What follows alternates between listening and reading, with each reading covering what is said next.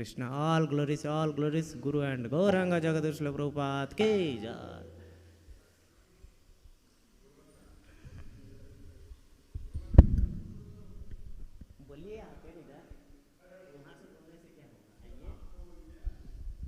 श्री गुरु वंदना। हमारे गुरुदेव के चरण कमल एकमात्र साधन हैं जिनके द्वारा हम शुद्ध भक्ति प्राप्त कर सकते हैं। मैं उनके चरण कमलों में अत्यंत भक्ति एवं श्रद्धा पूर्वक नतमस्तक होता हूँ। उनकी कृपा से जीव भौतिक कलेशों के महासागर को पार कर सकता है तथा कृष्ण की कृपा प्राप्त कर सकता है। मेरी एकमात्र इच्छा है कि उनके मुख कमल से निकले हुए शब्दों द्वारा अपनी चेतना को शुद्ध करूं। उनके चरण कमलों में अनुराग ऐसी सिद्धि है जो समस्त मनोरथों को पूर्ण करती है। वे मेरी बंद आँखों को खोलते हैं तथा मेरे हृदय में दिव्य ज्ञान भरते हैं। जन्म जन्मांतरों मेरे प्रभु हैं। वे प्रेम भक्ति प्रदान करते हैं और अविद्या का नाश करते हैं। वैदिक शास्त्र उनके चरित्र का गान करते हैं। हे गुरुदेव, हे प्रभुपाद, करुणा सिंधु तथा पतित आत्माओं के मित्र, आप सबके गुरु एवं सभी लोगों के जीवन हैं। हे गुरुदेव, हे प्रभुपाद, मुझ पर दया कीजिए तथा मुझे अपने श्री चरणों की छाया प्रदान कीजिए। आपका यश तीनों लोकों में फैला हुआ है। जगत गुरु श्रील प्रभुपाद की जय।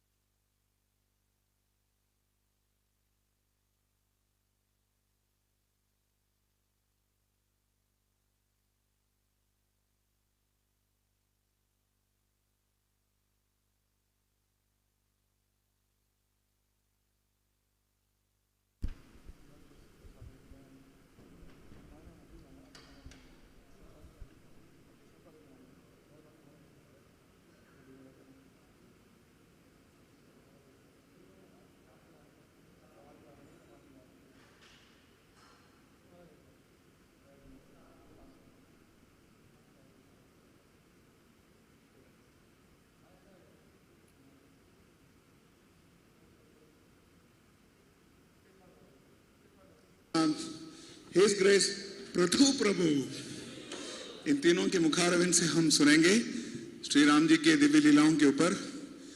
और आज क्लासेस चलेंगे 9:30 तक।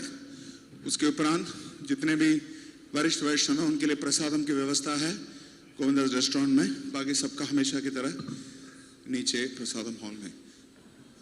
हिज होलीनेस भक्ति विज्ञान गोस्वामी महाराज परम पूज्य श्री राधानाथ स्वामी गुरु महाराज के शिष्य हैं और पहले प्रथम रूसी भक्त हैं जिनको संन्यास प्राप्त हुआ था। ऐसा कोई इसके पहले कोई नहीं था। और उसके उपरांत वो इनिशिएटिंग गुरु भी हैं, जीपीसी के सदस्य भी रह चुके हैं 2017 साल तक और अधिक समय ब्रज में रहते हैं। और हमारा परम सौभाग्य है कि महाराज जी के गहरे चिंतन के आधार पर जो उनके साक्षात्कार हैं सुन सकते हैं। श्री भक्ति विज्ञान गोस्वामी महाराज की। Please switch off your mobiles, put them on silent mode. कृपया उसको साइलेंट मोड पर रखें मोबाइल्स को या बंद करें। श्री प्रभुपाद की। ओम नमो भगवते वासुदेवाय। ओम नमो भगवते वासुदेवाय।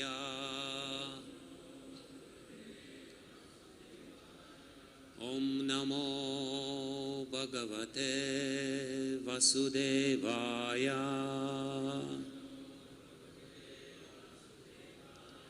नारायणं नमस्कृत्य नरं चैव नरोत्तमं देवीं सरस्वतीं व्यासं ततो जयमुदीरयेत्। नष्टप्रयस्वबादृषु नित्यं भागवत सेवया। भगवत्युत्तमा श्लोके भक्तिर्भवति नैष्टिकी।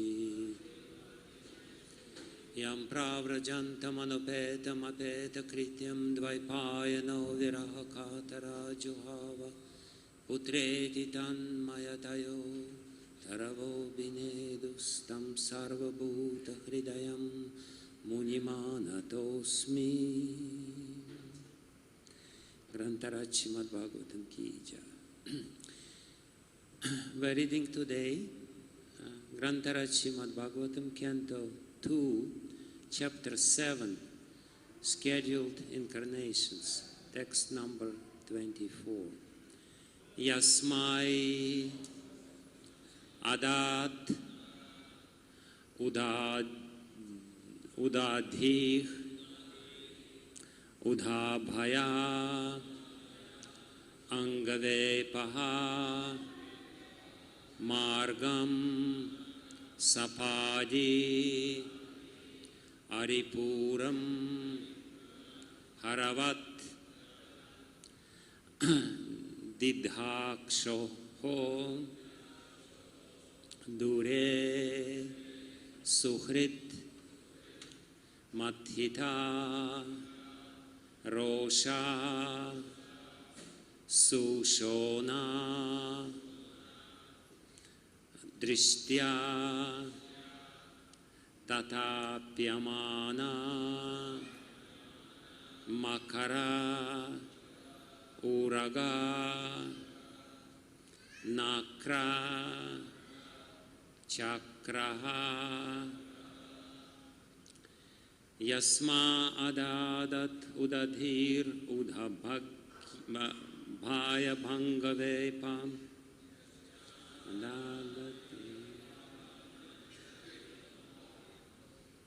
Yasma Adadatu Dadhir Udhabhaya Bhangavepa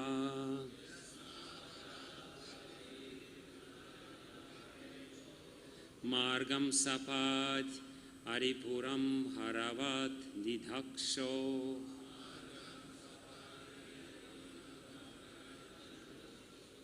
Margam Sapad Aripuram Haravat Didhaksho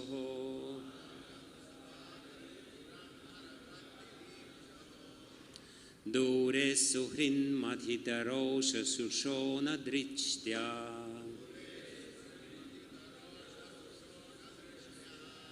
Dure Suhrin Madhitarosha Sushona Drishtya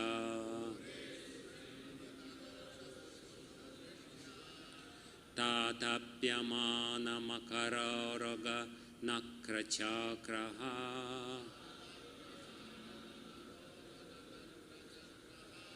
Tatapyamana Makaroraga Nakrachakraha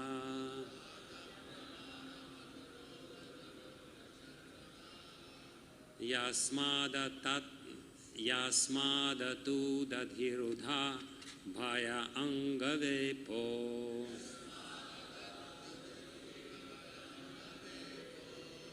Margam Sapatyaripuram Haravadidhaksho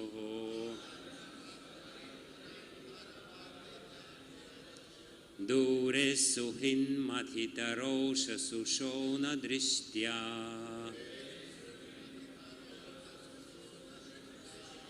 Tatapyamana Makaroraga Nakrachakraha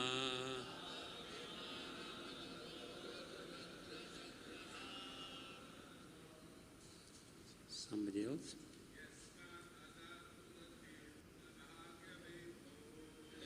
No.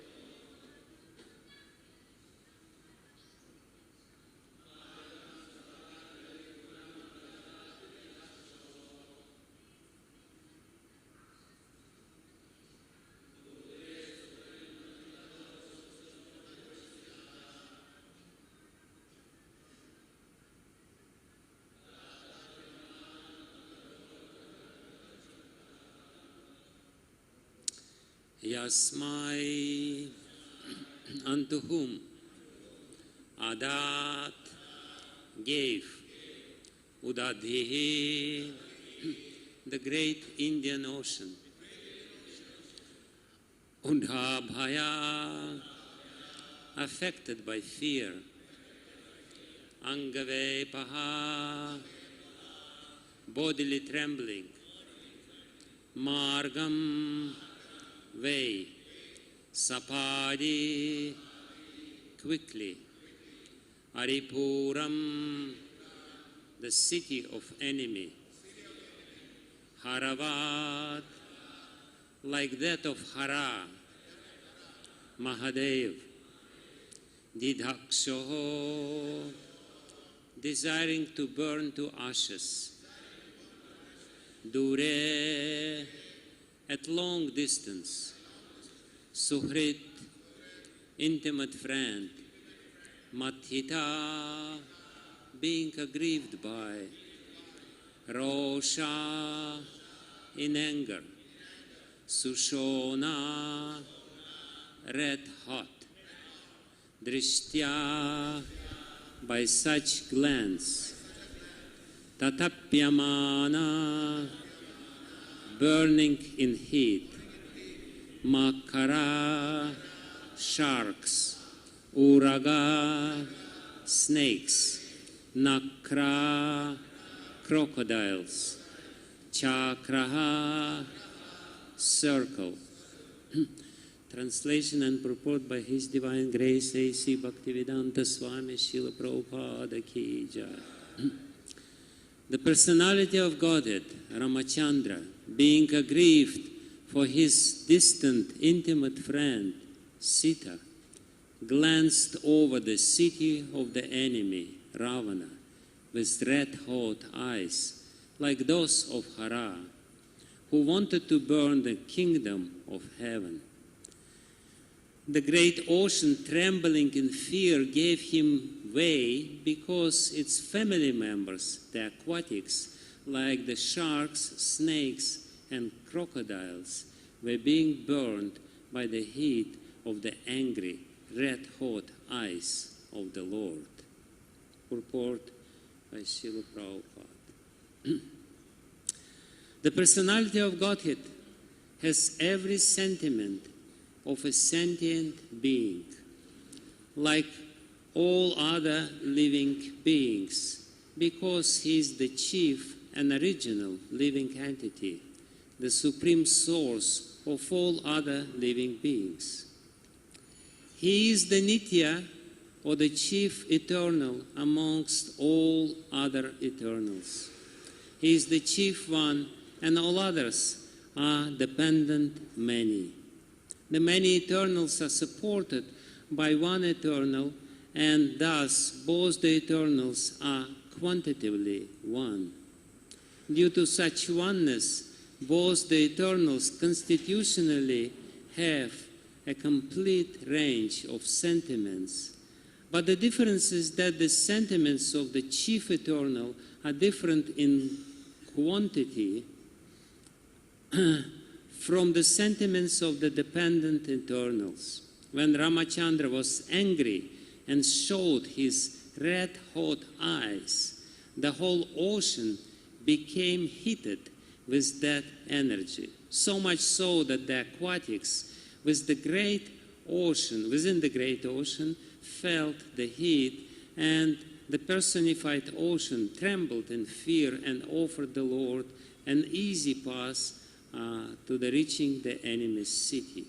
The impersonalist will see havoc in this red-hot sentiment of the Lord because they want to see negation in perfection. Because the Lord is absolute, the impersonalists imagine that in the absolute the sentiment of anger, which resembles mundane sentiments, must be conspicuous by absence. Due to a poor fund of knowledge, they do not realize that the sentiment of the absolute person is transcendental to all mundane concepts of quality and quantity. Had Lord Ramachandra's sentiment been a mundane origin, how could it disturb the whole ocean and its inhabitants? Can any mundane red-hot eye generate heat in the great ocean? These are factors to be distinguished in terms of the personal and impersonal conceptions of the Absolute. As it is said in the beginning of Srimad Bhagavatam, the Absolute Truth is the source of everything, so the Absolute Person cannot be devoid of the sentiments that are reflected in the temporary mundane world. Rather, the different sentiments found in the Absolute, either in anger or in mercy, have the same qualitative influence, or, in other words, there is no mundane difference of value because the sentiments are all in the absolute plane. Such sentiments are definitely not absent in the Absolute, as the impersonalists think, making their mundane estimation of the transcendental world. Srila Prabhupada ki jai.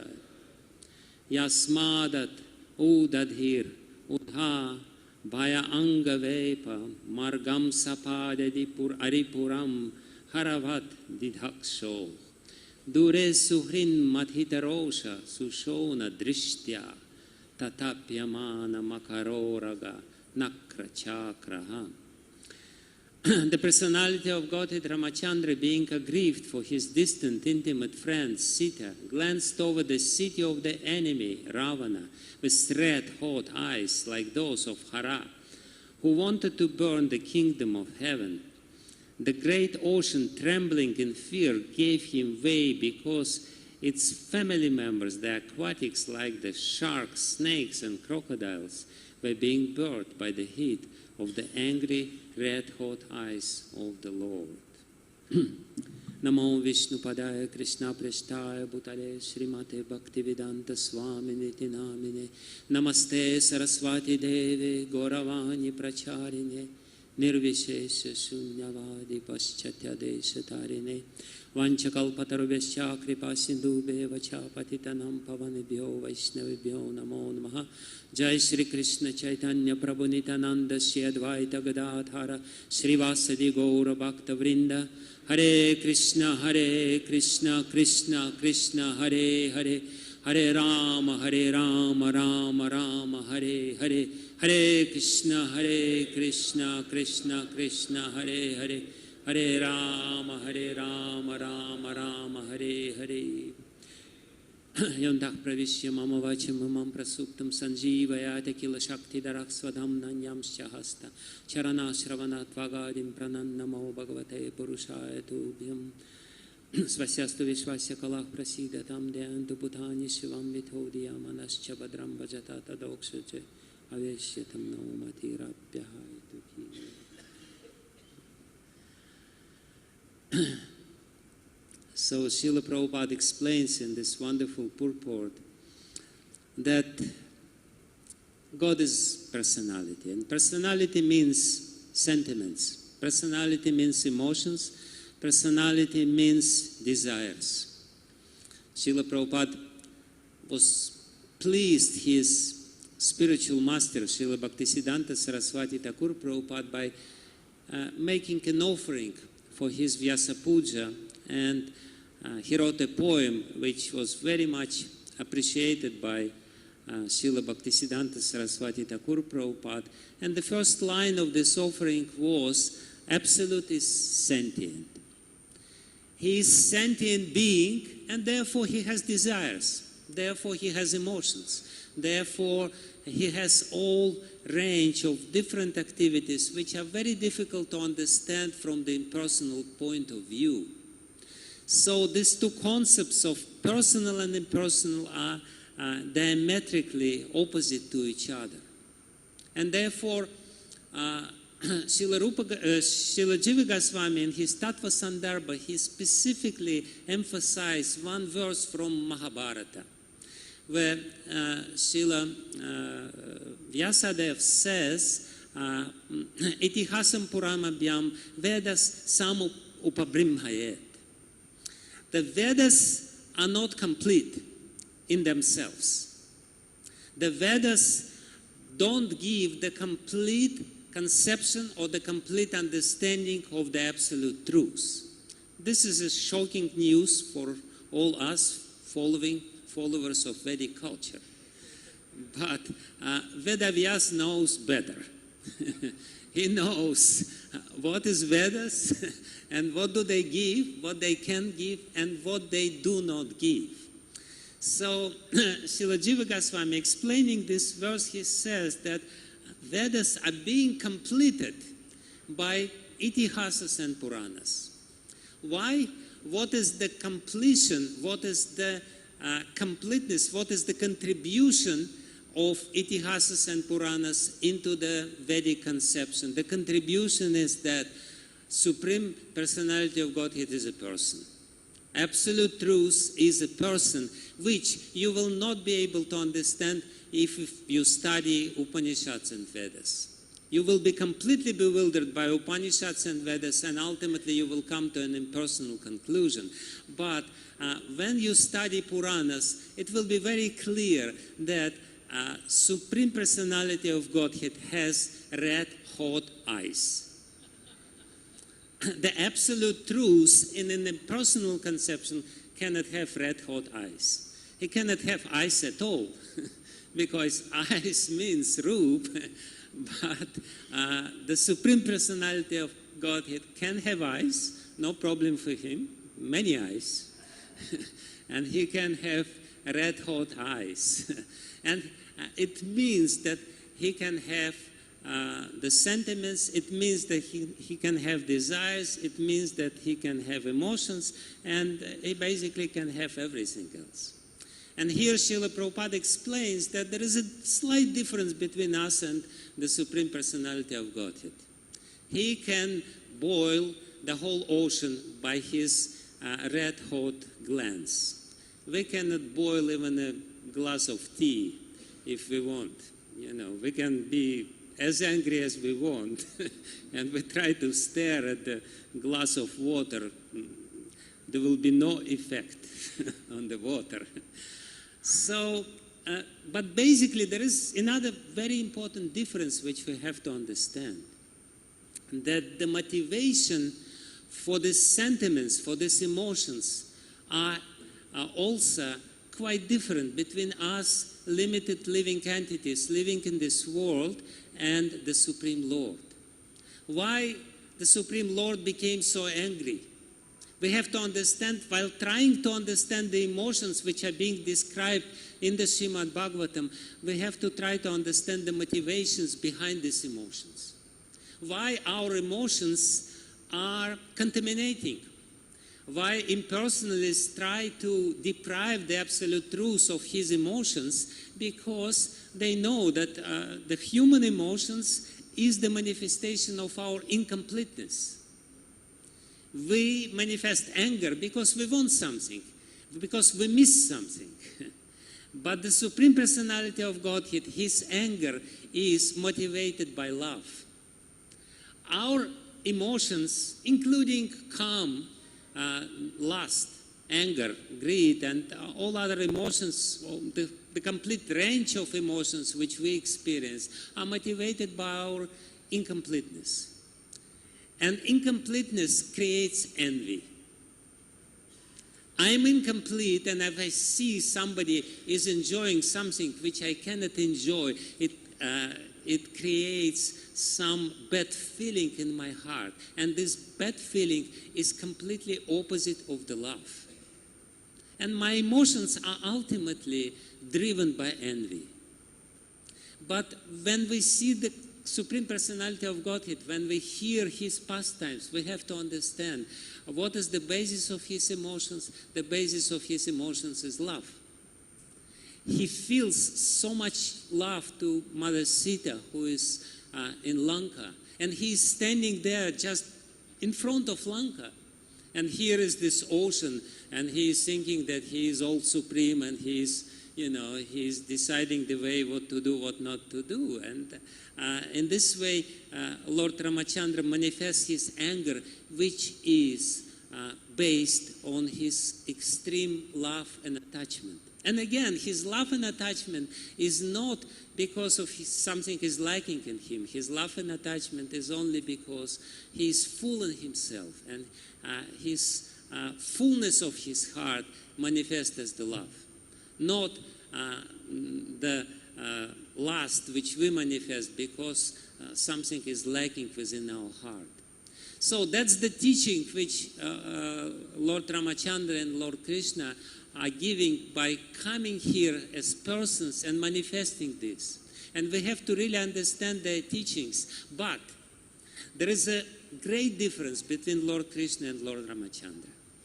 They both want to teach us how to love. They both want to bring us to this completely elevated and wonderful state of self-abnegation, when we don't remember about ourselves, when we are ready to sacrifice anything for the pleasure of somebody whom we love, for the pleasure of God, when we completely forget about ourselves, about our petty interests, about our ideas and desires and everything, we just want to please Him. So that's a very elevated stage, and definitely Lord Krishna brought this message to us, which is the core message of Srimad Bhagavatam. But before Lord Krishna came, Lord Ramachandra came. And he is also teaching the same thing. Different avatars, when they come to this material world, they don't teach different things. Their message, their mission is one, to teach us how to love, how to get rid of this contamination within the heart which forces us to act selfishly. That's the greatest contamination, the greatest dirt within our heart. So both Ramachandra and Krishna teach us, but they teach differently. Lord Ramachandra says that before you will be able to experience love, you have to get rid of your capricious nature, of your nature which forces you to fulfill your desires. And therefore he is Maryada Purushottama. He says, discipline. You want elevated love, no problem. That's a very noble and worthy aspiration. But before, you have to be disciplined. Before, you have to follow the rules and regulations. And therefore, also, in the path of Krishna consciousness, first is Vaidhi Bhakti. Sometimes our acharyas, they distinguish between the path of Vaidhi Bhakti and the path of Raganuga Bhakti. Yes, Raganuga is the goal, but before we reach Raganuga, we have to purify our heart, our consciousness. We have to broaden our consciousness by strictly following the discipline. In Ramayana, there is a beautiful story. There are two beautiful stories which I want to describe in connection with one episode of Ramayana, which actually teaches us what does it mean love in the understanding of Lord Ramachandra. He does want us to give this impression of love, how beautiful love is. The Lord himself forgets himself. He forgets that he is the Lord. When Lord Ramachandra is wandering in the forest and completely in tears, he forgets, because love gives him such a pleasure within the heart that to experience this love, he forgets that he is the Lord. You know, that's why he had Lakshman next to him. Lakshman, his main service was to remind, you're the Lord, don't worry. That was again and again during Ramayana. There is some lilies happening, and Lord Ramachandra becomes emotional, and Lakshman behind his back saying, you know, don't be so emotional. You're the Supreme Personality of God. We will solve this problem. So don't worry too much. So, but in any case, when Lord Ramachandra is wandering in the forest, he does not want to remember that he is God. He does not want to remember that he is God because this remembrance will be a hindrance for his love. He wants to forget that he is the Lord. He wants to just love Sita Devi. And that's the proof that love is the highest, because even God forgets about his position of God for the sake of love. So that's the teaching of Ramayana as well, and that's the teaching of Srimad Bhagavatam and Krishna's life. But Krishna's life, from the very beginning, he is very spontaneous. And ultimately, that's what we should learn, how to achieve love by somebody who has this spontaneous love. The way of us acquiring love is the way of service to somebody who has love.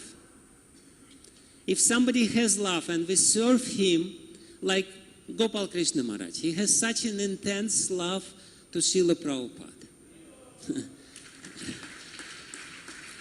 It's the extent of his love and attachment to Srila Prabhupada is difficult to explain. But if we serve him, the reflection of his love will be reflected in our heart.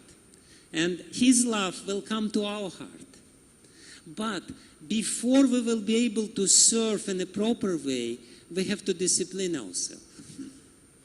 Before we will be able to serve completely selflessly, we have to experience the pleasure of service, following the rules and regulations.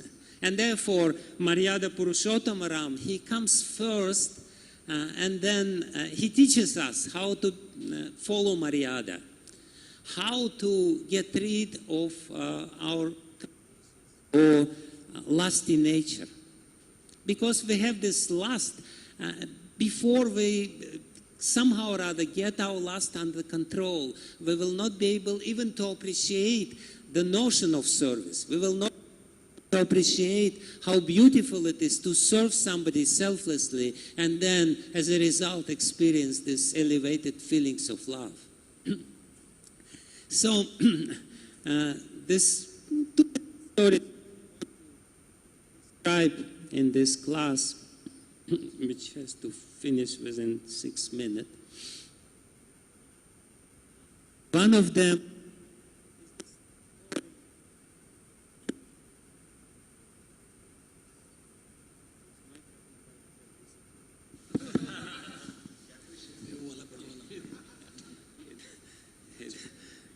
he doesn't follow the rules and regulations of service. So when Lord Ramachandra, Lakshman and Sita Devi, they were wandering in the forest, at one point they came to the forest of Dandakaranya. And when they came to the forest of Dandakaranya, they were terrified by the very glance of this forest. The forest was really horrible. There was so many dry trees, and hardly anyone was inhabiting this forest. So Lord Ramachandra asked, what is the story of this forest? Why this forest is so deserted? Why nobody wants to live in this forest? Why this forest is so ferocious? And the story was told about Dandaka, who had a very elevated background. Dandaka, on his name, the forest was called, was the son of Ikshvaku, and Ikshvaku was the son of Manu Maharaj. Manu Maharaj had his great kingdom, and he had his son Ikshvaku, and Ikshvaku had 100 sons. And Lord Ramachandra himself, he is from Ikshvaku's dynasty. But the youngest of these 100 sons of Ikshvaku Maharaj was Dandaka. Danda. His name was Danda. And his Danda was very undisciplined. He didn't want to follow the discipline. He didn't obey his superiors. He didn't like his elder brothers. Like in Mahabharata, we can see the ideal example of Pandavas who are all obedient to Yudhishthira Maharaj. You know, this is the beginning of discipline. The beginning of discipline is irrevocable respect to the superiors. If somebody who is superior to me says something, I don't really, discuss his orders. He said it, I do it. We can see, like Lord Ramachandra himself, his father told him, you should go to forest. And he said, yes, my father, no problem. In Valmiki Ramayana, it is said that not even one muscle moved when he heard this order of Dasharatha Maharaj. He was supposed to be crowned as the king. He comes to have a good news that he is going to be crowned today. Dasharatha Maharaj looks at him. He can't even pronounce this. And 𝒂𝐻𝐽 says, yeah, he's not so well this morning by some reason. So I will tell you what he wants you to say. And 𝒂𝐻𝐽 says these cruel words. And it is said in Valmiki Ramayana that at that time, Ramachandra, he gloomed. He became happy by hearing this order. He says, oh, this is a difficult order. By following this order, I will show that I am sincere, that I will follow this discipline. So what happened in this particular case of Dandaka, of Danda, and the son of 𝒍𝒂𝒏𝒕 Maharaj, he was very undisciplined, and therefore he was expelled from the kingdom of 𝒍𝒂𝒏𝒕 Maharaj. And he came to this place and he established his kingdom in this place, and there was a beautiful capital in this kingdom, and he had his guru, Shukracharya. Of course, who else would be guru of such a person? And it's a very risky business to become a guru of such a person. Because if such a person becomes your disciple, you are in trouble.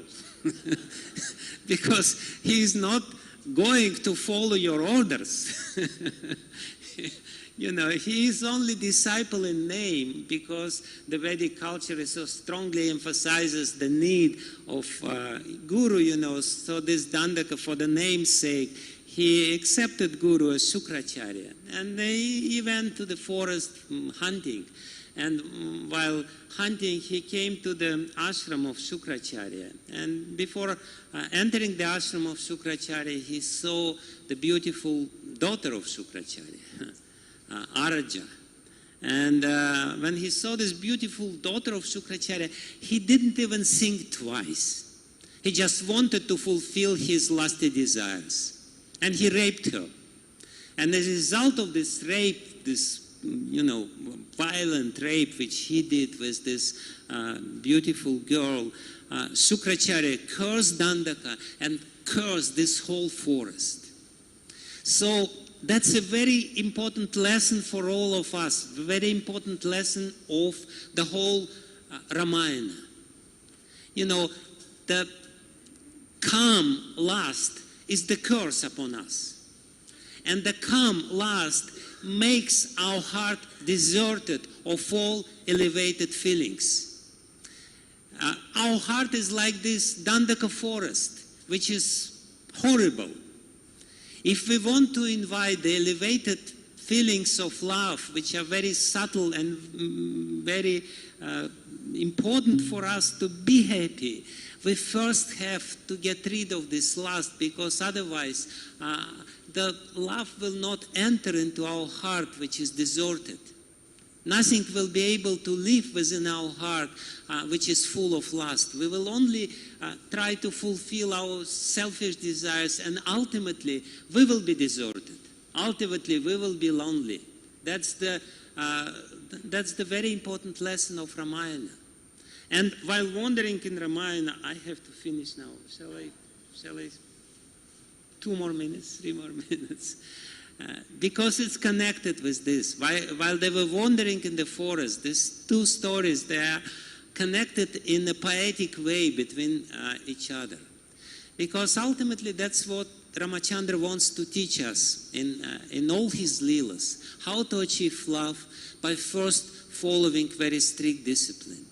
So while wandering in this Dandaka forest, they met a ferocious demon. And this ferocious demon, very lusty demon. You know, only the ferocious demons can inhabit Dandaka forest because it's cursed, you know, and we are being cursed by our nature, by the predominance of calm within our heart. So this demon was there, and he started laughing when he saw Rama and Lakshmana, and he said, "Oh, I see you are ascetics. You are living in this forest. You're wearing the bark of the trees, and you have a beautiful woman with you. Oh, really nice, very nice. So I will punish you guys. I will grab this beautiful woman, and she will become my wife." You know, and he was huge. He was like, you know, really big. And he said, "Don't worry, I will size myself down to make you my wife." So anyway, he grabbed Sita, and in this moment, and his name was Virada. It's a very interesting, from this etymology of this name, Virada means devoid of love. Radha means love.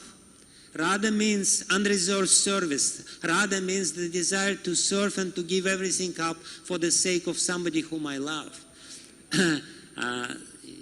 She is the best worshipper. And he is Virada. He is somebody who doesn't have any love. Vigata Radha iti Virada. So he is Virada.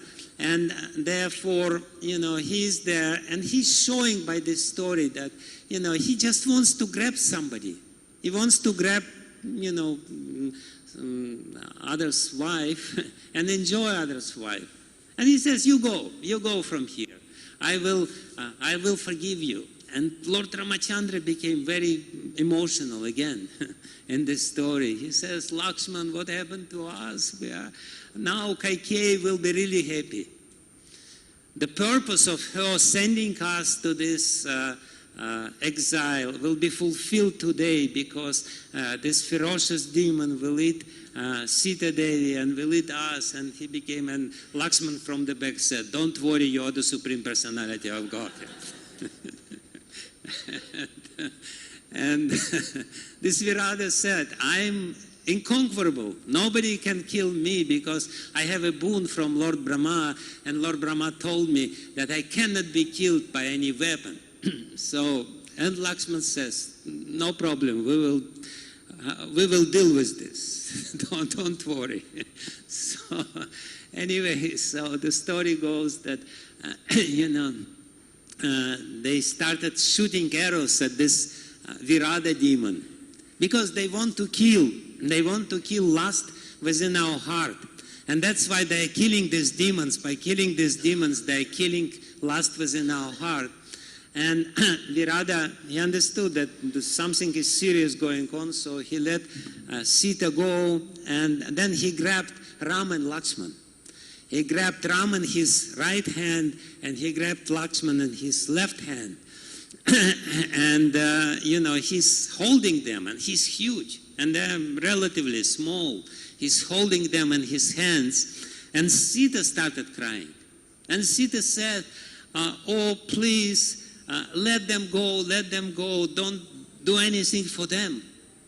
They're showing, you know, when Ramachandra saw that Sita is in trouble, he was ready to sacrifice himself. When Sita saw that Lord Rama is in trouble, she started pleading to this demon, please let him go, let him go, let him go, take me, do whatever you like with me, but let him go. So that's love. And as opposed to this, there is this Virada demon who is grabbing Lord Ram, and Lakshman is really angry. You know, Lakshman is, Lord Ramachandra was angry in this episode of Ramayana, but Lakshman was always angry. That was his bhav, his mood, because he wanted to protect Lord Ram. So his predominant mood was anger. So he became so angry, he said, you cut his right hand and I will cut his left hand. And Lord Ram started cutting his right hand, and it took him a long time to cut his right hand. You know, he was working hard, and Lakshman cut his left hand, and ultimately this demon, he's still alive, because he could not be killed by any weapon. And he's asking, who are you? And Ram says, I am Ram, the son of Dasharatha. And this is my brother Lakshman, and this is Sita. And this moment, this Virada started crying, and he said, oh, finally you came. Okay, I will teach you how to kill me. Finally you came because you want to give me love. Finally you came to my life because you want to give me love. You want to destroy my wicked nature. And while crying, he said, you just bury me alive. You just put me in the ground. I cannot be killed by any weapon, but I can be killed if you put me into ground, no problem. Just do it. And he gave some prediction, and so on and so forth. So they put him into the ground, and from the ground, the beautiful Gandharva Tumburu appeared and said, thank you very much for helping me to get rid of my Rakshasic nature. So that's why we're celebrating Lord Ram. He has come to our life to help us to get rid of our Rakshasa nature, of our lust and anger, and to achieve real love, which will be the main driving force of our life. So thank you very much. Hare Krishna.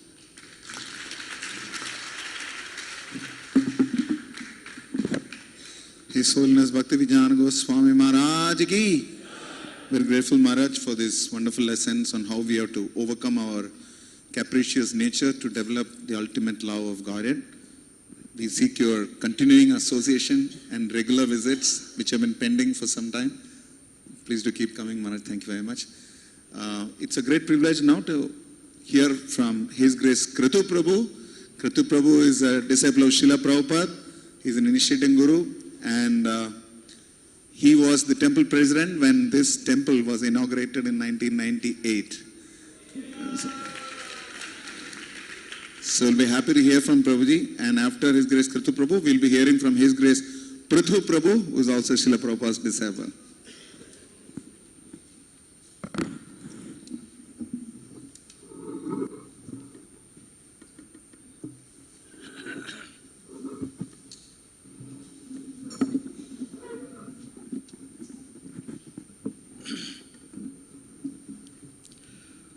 Om Jnana Timirandasya Jnananjana Salakaya Chakshurunmilitam Yena Tasmai Sri Guruve Namah. Sri Chaitanya Manobhishtam Sthapitam Yena Bhutale Swayam Rupa Kadamayam Dadati Swa Padantikam. He Krishna Karuna Sindhu Dina Bandhu Jagatpate Gopesha Gopika Kanta